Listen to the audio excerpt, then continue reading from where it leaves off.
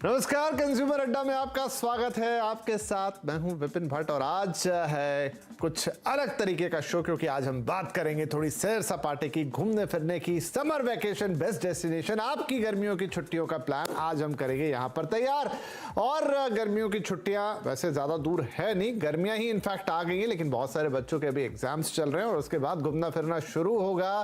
तो mummy papa ticket book कराएंगे, बच्चे घूमने जाएंगे, लेकिन कहाँ जाएंगे, कैसे जाएंगे? भाई टिकट के दाम भी ऊपर हैं, बहुत कुछ है, काफी प्लानिंग लगती है इसमें। और अगर आप इतने पैसे खर्च कर ही रहे हैं तो घूमने में मजा भी तो आना चाहिए। तो आज यही सारी घूमने फिरने की जो बातें हैं वो आज हम यहाँ पे करते हुए आपके सामने नजर आएंगे। और इसके लिए कुछ खास मेहमान भी हमने बुलाए हैं, उनसे जानेंगे कि कैसे क्या किया जाए। हमारे साथ कार्यक्रम में शामिल हो रहे हैं स्टिक ट्रेवल्स के chairman, tourism and hospitality federation FAITH के चेयरमैन सुभाष गोयल जी, वॉवी डेज की CEO राधा गुप्ता और सोलो ट्रैवलर सुजॉय मित्र। आप सभी का बहुत बहुत स्वागत है। और ये हंसते खिलखिलाते चेहरे, लेकिन सुभाष जी क्या करें, महंगाई तो इतनी बढ़वा दी आपने कि जो टिकट वगैरह हैं वो इतने महंगे हैं अभी से। और देखिए, एक तरफ डिमांड बहुत हो गई है, दूसरी तरफ टिकट महंगे हो गए हैं। अब छुट्टी जाए तो कैसे जाए? देखिए, ऐसा है कि आप बिल्कुल ठीक कह रहे हैं कि इस टाइम टिकट भी बड़े महंगे हैं और होटल रेट्स भी बहुत ज़्यादा हैं, क्योंकि ऑल ऑफ अ सडन 3 साल के लिए जो एक लोग कैद थे, तो एक रिवेंज के साथ लोग ट्रैवल कर रहे हैं। और जिनको विदेशी वीज़ाज नहीं मिल रहे, वो विद इन इंडिया भी ट्रैवल कर रहे हैं। इस टाइम जो है ट्रैवलिंग बूम है, टूरिज्म बूम है।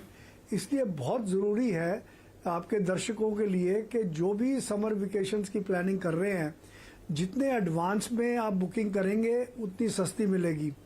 और चाहे वो आप किसी ट्रैवल एजेंट से करें या टूर ऑपरेटर से करें या नेट पे करें, आपको ये ध्यान रखना है कि अगर एक पर्टिकुलर दिन फेयर्स महंगे आ रहे हैं तो उसके आसपास 1-2 दिन का आप चेक करें, तो कोई ना कोई जैसे ही आपको सस्ती डील मिले, या जो भी आप ट्रैवल एजेंट टूर ऑपरेटर जो गवर्नमेंट रिकॉग्नाइज्ड है, आइटा है या टूरिज्म मिनिस्ट्री रिकॉग्नाइज्ड है, आप उनसे डील करें।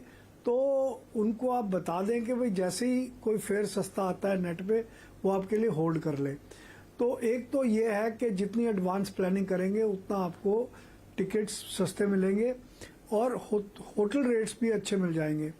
होटल्स के अलावा आजकल एयरबीएनबी काफ़ी प्रचलित है और इसमें काफ़ी अच्छी प्रॉपर्टीज़ है। और आप अगर उसकी वेबसाइट पे जाके चेक करेंगे तो आपको वो जरूर मिल जाएगा जी। तो दो ऑप्शन हो सकते हैं कि होटल ले ले या एयरबीएनबी भी ले ले और थोड़ा एडवांस प्लान कर ले। ये बात तो सही है, इसलिए हमने भी कहा कि शो थोड़ा जल्दी किया जाए।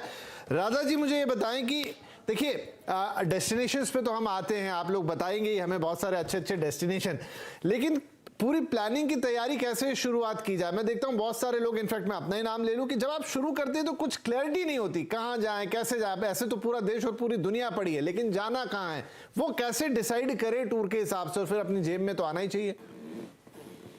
यस, सो पहले तो हमें ये डिसाइड करना पड़ेगा जो जा कौन रहा है। अगर आप जा रहे हैं और फैमिली के साथ जा रहे हैं तो बच्चे हैं, तो अगर बच्चे हैं तो बच्चे के अकॉर्डिंग हमें टूर प्लानिंग करना चाहिए। उनके अकॉर्डिंग हमें चीजों को चूज करना चाहिए, जैसे कि दे वांट टू प्ले, और उनका जो एक्सकर्शन वगैरह है वो बच्चों से रिलेटेड होना चाहिए।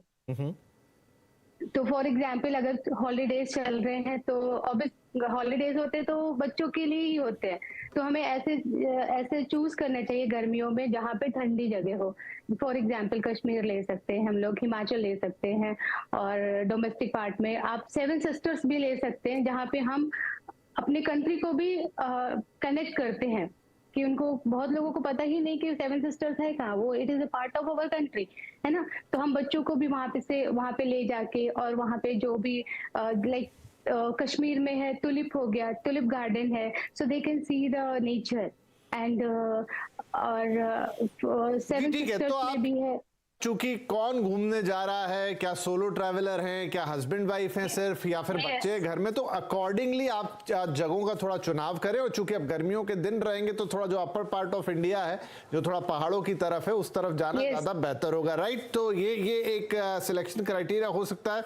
अब सुजय साहब, पूरी दुनिया एक तरफ, आपका घूमना अकेला एक तरफ, तो एज ए सोलो ट्रैवलर आपका क्या सजेशन है, कैसे स्टार्ट की जाए पूरी प्लानिंग? देखिए, अभी एक और मूवमेंट आया है जिसको हम इग्नोर नहीं कर सकते। ये है बैंकिंग सिस्टम के को ब्रांडेड क्रेडिट कार्ड, जिसने सडनली, आज आप देखिए एक्सिस के विस्तारा का कार्ड बहुत पहले से चल रहा है, जिसमें आप लेंगे आपको 6 टिकट मिल जाते हैं, 4 बिजनेस क्लास टिकट मिल जाते हैं। अब इंडियन बैंकिंग सिस्टम ने ग्लोबली कनेक्ट कर दिया। आज एटलस, एक्सिस बैंक ने एक एटलस एज कार्ड निकाला है, ग्लोबल 38 एयरलाइंस के साथ कनेक्ट कर दिया है। आप उस कार्ड में स्पेंड करिए, आपके माइल्स उसमें कन्वर्ट हो जाते हैं। आज एक सिंपल, आप एक क्रेडिट कार्ड के इस माइलेज सिस्टम को यूज कर रहे हैं। आप दिल्ली से जापान एयर इंडिया माइल्स 208 रुपए का टिकट। पहले क्या था, वो माइल्स लेने के लिए आपको एयर इंडिया में ट्रैवल होना चाहिए कि आप पे वो माइल्स है। आज क्या है, आप पे एसबीआई एयर इंडिया कार्ड है, एसबीआई इतिहाद कार्ड है, ट्रैवल एज कार्ड है, जो यूनाइटेड एयरलाइन से लेके लुफ्थांसा से लेके across all major airlines connect कर देता है।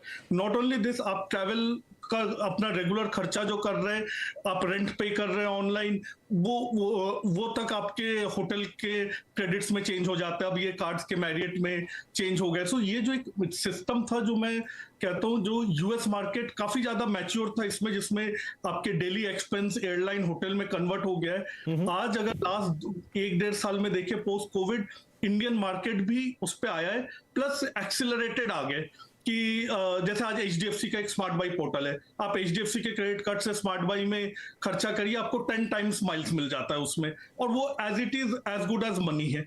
सो हमें इन जो सेम एक्सेस के साथ है, आईसीआईसीआई ने लॉन्च किया हुआ है, सो हमें इस चीज का भी बेनिफिट उठाना चाहिए। पहला ट्रैवल में, बिकॉज हमारा इकोसिस्टम डिजिटल पेमेंट को प्रमोट कर रहा है, एंड इंडियन मार्केट में अब ये एक मेजर बेनिफिट्स है। सो पहला मैं कहता हूँ कि तो बढ़िया, आप कह रहे हैं कि आम के आम और गुठलियों के दाम। सुजय भाई तो ऐसे पॉइंट्स इकट्ठे कर करके पूरी दुनिया घुमाए, रिकॉर्ड पे रिकॉर्ड बना दिए इन्होंने, तो इनसे ये चीज सीखी जा सकती है। चलिए, तो अब मैं थोड़ा डेस्टिनेशंस पे आ जाता हूँ। सुभाष जी, इस समय सबसे ज्यादा डेस्टिनेशन की डिमांड किधर से आ रही है? किस तरह के पैकेजेस अवेलेबल हैं बाजार में, और लोग क्या बुक करा सकते हैं?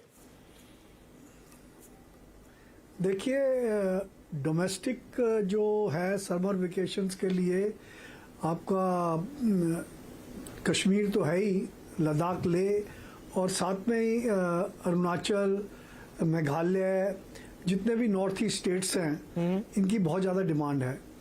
साउथ में ऊटी की बड़ी अच्छी डिमांड है, क्योंकि ये थोड़ा कूलर एरियाज हैं। और जो इंटरनेशनल डेस्टिनेशंस हैं, वहाँ पर इस टाइम जो हॉट डेस्टिनेशंस हैं वो श्रीलंका और मालदीव्स है, सिंगापुर, मलेशिया, थाईलैंड तो हमेशा रही हैं, पर थाईलैंड में पुकेत है या कराबिक आइलैंड्स हैं, और इधर इस्तांबुल, और आप समझिए मॉरिशस और दुबई तो है ही पुराना डेस्टिनेशन। तो ये नए डेस्टिनेशंस काफ़ी पॉपुलर होते जा रहे हैं। और क्योंकि मेरी एडवाइस यही रहेगी समर वेकेशंस में कि इंटरनेशनल डेस्टिनेशंस आप वही चूज करिए जहां पर इंडियंस को या तो वीज़ा ऑन अराइवल है या ई वीज़ा है। क्योंकि कई लोग हमारे पास ऐसे आते हैं जो टिकटें बुक कर लेते हैं, बाद में उनको वीज़ा नहीं मिलता, फिर बहुत ज़्यादा नुकसान करना पड़ता है, कई टिकटें नॉन रिफंडेबल होती हैं। तो मेरा सजेशन यही रहेगा कि आप पहले अपना देखिए डेस्टिनेशन, फिर आप देखिए उसका वीजे की क्या सिचुएशन है, उसके बाद आप टिकटें बुक करिए। नहीं, ये इंपॉर्टेंट पॉइंट है, क्योंकि बात है, आप सही कह रहे हैं, इस समय बहुत सारी कंट्रीज में वीजा की अवेलेबिलिटी के लिए साथ भी थोड़े इशू चल रहे हैं। हाँ, तो there are many countries, about 40-50 countries है जहाँ पर ई वीज़ा और इंडियंस के लिए है, तो आप उन कंट्रीज में से चूज कर सकते हैं। दूसरा, जहाँ तक कार्ड्स की बात बताई है, ये बड़ा अच्छा सजेशन है, पर अगर आपके साथ बच्चे हैं और यूथ है तो 2 कार्ड्स मैं सजेस्ट करूंगा। एक तो youth hostel association of India का कार्ड है, पूरी वर्ल्ड में आप नेट पे जाएंगे तो पूरी वर्ल्ड में यूथ हॉस्टल्स हैं, वो विद इन इंडिया भी बहुत सारे यूथ हॉस्टल्स हैं जो कि आपको 500-1000 रुपए के अंदर और $15-20 में मिल जाते हैं, बेड एंड ब्रेकफास्ट। और साथ ही एक इंटरनेशनल स्टूडेंट आईडी कार्ड है यूनेस्को का, जो कि यूनेस्को रिकॉग्नाइज्ड है, और 120 कंट्रीज में हज़ारों डिस्काउंट्स मिलते हैं। एयरलाइंस के ऊपर भी डिस्काउंट है, होटल्स के ऊपर भी है, यूरेल जैसे है, एमट्रैक है या ब्रिटिश रेल है, इन सब के ऊपर आपको बहुत अच्छे डिस्काउंट्स मिलते हैं। और अगर आपके पास यूथ हॉस्टल कार्ड है और आइजेक कार्ड जिसे कहते हैं, इंटरनेशनल स्टूडेंट आईडी कार्ड, तो उसका रेस्टोरेंट्स में, म्यूजियम में, होटल में आप हज़ारों रुपए सेव कर सकते हैं, हज़ारों डॉलर सेव कर सकते हैं इन दोनों कार्ड्स के। चलिए जी, बहुत ही अच्छा। तो आज तो बढ़िया सेविंग के एक से एक टिप आ रहे हैं यहाँ पे। 2 और कार्ड्स आपने बता दी, यूथ हॉस्टल और एक और कार्ड, और यहाँ पर वो इंटरनेशनल ट्रैवल के लिए काफी काम आ सकता है। अब इंटरनेशनल ट्रैवल की बात चल रही, तो राधा इससे में बढ़िया, जैसे सुभाष जी भी कह रहे हैं कि वहीं के लिए ऑप्ट कीजिए, या तो वीजा ऑन अराइवल हो या फिर ई वीजा आपको मिल जाए, बहुत ज्यादा इंतजार या उसमें दांव पेच ना हो। और ये बात सही भी है क्योंकि वीजा को लेकर थोड़े इश्यूज है और अभी फिर कोविड की बातें होने लगी हैं। कौन से बेस्ट इंटरनेशनल डेस्टिनेशन है इस समय जहां लोग ऑप्ट कर रहे हैं या जा सकते हैं? बेस्ट अगर हम ले तो we can choose Singapore with cruise के साथ चूज कर सकते हैं, बाली चूज कर सकते हैं, और श्रीलंका हो गया है, टर्की ले सकते हैं, टर्की का भी वीजा मिल जाता है। बहुत महंगा हो गया मैम लेकिन टर्की अभी टर्की महंगा हो गया है, लेकिन वी कैन प्रमोट बिकॉज अभी क्या है कि समर सीजन है, समर सीजन में इतना हॉट वेदर में people like to go to cool places, है ना, तो वो वहां पे जाने ही चाहते हैं। फॉर एग्जाम्पल कोस्टल एरिया में हमको नहीं भेज सकते क्योंकि इतना ह्यूमिडिटी होती है वहां पे, तो they can not bear and they can not enjoy, या इतना हॉट वेदर होता है कि वो अपने बच्चों के साथ बाहर भी नहीं घूम सकते, ना ही they can not access the water activity भी नहीं कर सकते। तो बेटर है कि वो लोग प्लान ही करते कि यूरोप का प्लान कर लिया, जैसे ग्रीस हो गया है, स्विट्जरलैंड, पेरिस हो गया, तो ऑब्वियस इसका वीजा के लिए उनको टाइम मिलता है। Even student can not get a visa Europe का as per their terms and conditions जो भी है जी।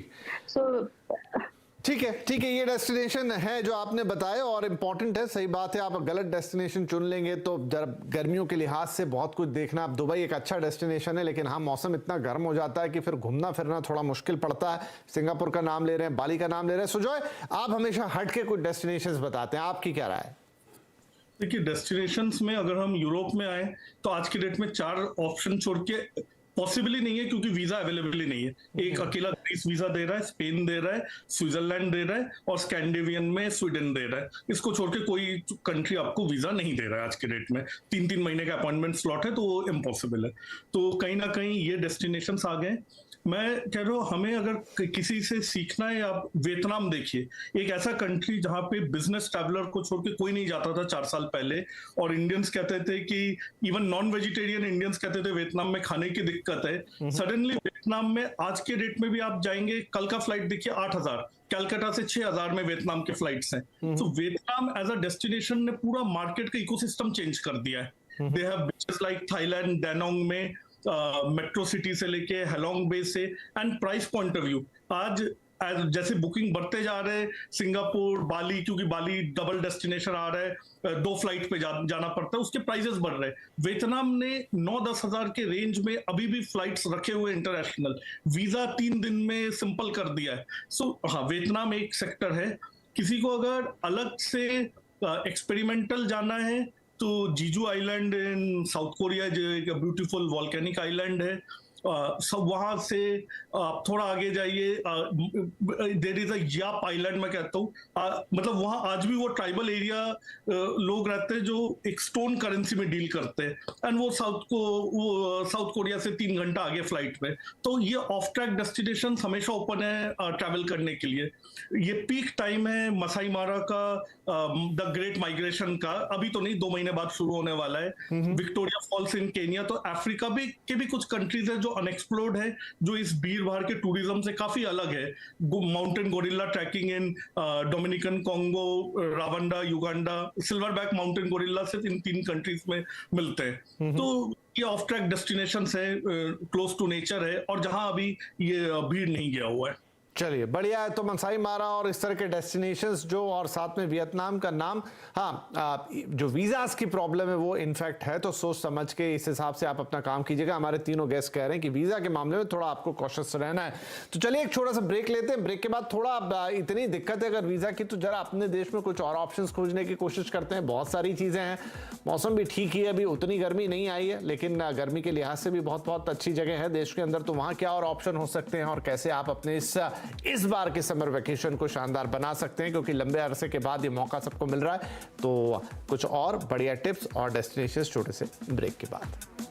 Welcome back. Summer vacation best destination. आज हम प्लानिंग करा रहे हैं आपकी गर्मियों की छुट्टी की, कि समर वेकेशंस को आप कैसे बढ़िया तरीके से बिताएं। तो ब्रेक से पहले काफी बातचीत हुई और खासतौर पे कुछ इंटरनेशनल डेस्टिनेशंस की बात की, कैसे वीजा का ध्यान रखना है उसकी बात की, क्योंकि इस समय वीजा की अवेलेबिलिटी को लेकर थोड़े इश्यूज हैं और साथ में थोड़ा सा खतरा। एक बार फिर से हम बातें सुन रहे हैं कोविड की, तो उन सब बातों का भी आपको ध्यान रखना है। तो राइट, एक बार फिर से रुक करेंगे अपने देश की तरफ।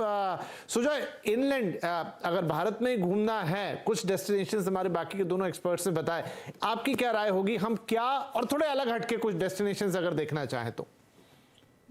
इस बार अगर हम इंडिया का ट्रेंड देखें तो क्या है, बहुत अच्छी बात यह है कि ये मतलब प्री कोविड भी इतना ज्यादा भीड़ पॉपुलर डेस्टिनेशंस में नहीं था जो इस बार हुआ है। सो जैसे कश्मीर में अभी एक आपको काफी होटल्स 2-2 महीने तक बुक है। तो बाय डिफॉल्ट क्या हुआ है, वो क्राउड अलग हटके डेस्टिनेशंस में मूव कर रहा है। पहले सिर्फ काजीरंगा नेशनल पार्क में जाते थे आसाम में, अब मजौली साइड भी जाने लग गए।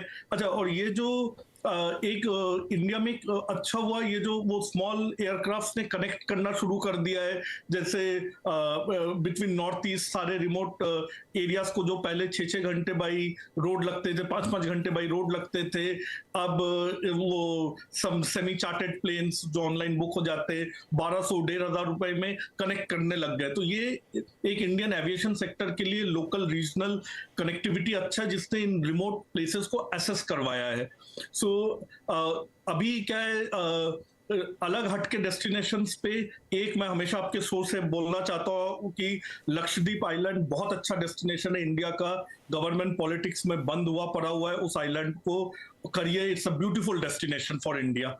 सेकेंड, जाने के लिए देखिए, जहां हरिद्वार ऋषिकेश या ऊपर था, अब औली साइड है, वैली ऑफ फ्लावर्स साइड है। सो जहां भीड़ भाड़ से थोड़ा अलग, अब लोगों का ट्रेंड भी जाने लग गया। मसूरी में इतना भीड़ हो गया, कश्मीर में इतना भीड़ हो गया कि लोग गुलमार्ग से थोड़ा आगे, वहीं कश्मीर में आगे के रिमोट विलेजेस में जाके रुकने लग गए, और ये अपने आप उन टूरिज्म प्लेसेस को प्रमोट भी कर रहा है।